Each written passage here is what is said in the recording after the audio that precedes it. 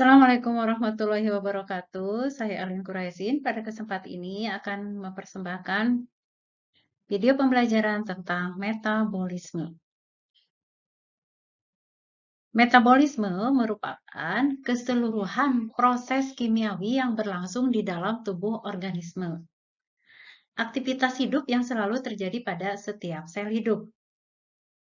Pada proses metabolisme, ini diperlukan bahan dan energi yang diperoleh dari lingkungan sel yang berupa cairan.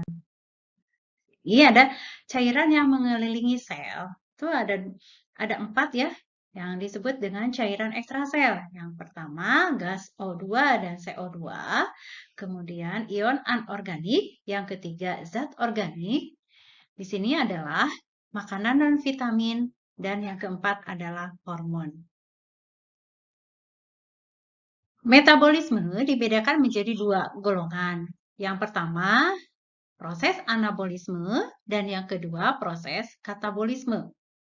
Anabolisme merupakan proses penyusunan, sedangkan katabolisme merupakan proses pembongkaran. Pada proses penyusunan disebut juga dengan proses fotosintesis.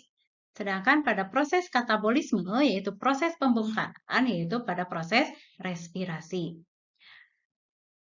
Perubahan-perubahan yang terjadi pada proses anabolisme dan katabolisme dapat dipercepat dengan suatu zat yang disebut dengan enzim. Di sini enzim. Enzim itu dapat mempercepat reaksi kimia dengan cara menurunkan energi aktivasi. Energi aktivasi itu adalah energi awal yang diperlukan untuk memerlukan reaksi kimia.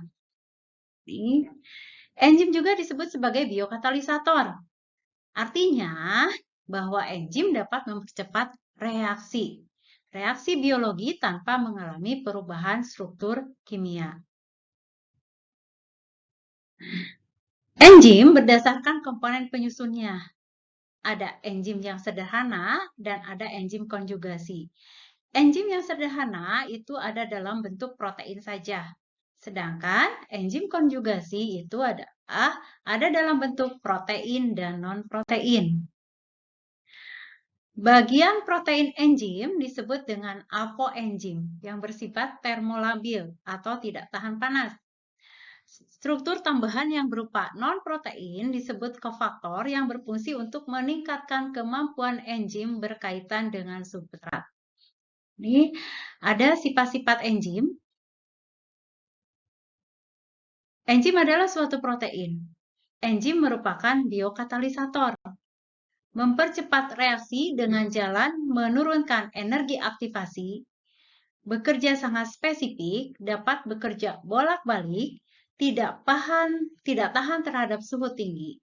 Pada umumnya bekerja pada suhu antara 30–37 derajat. Substrat asing dapat menghambat kerja enzim. Substrat asing tersebut dinamakan inhibitor.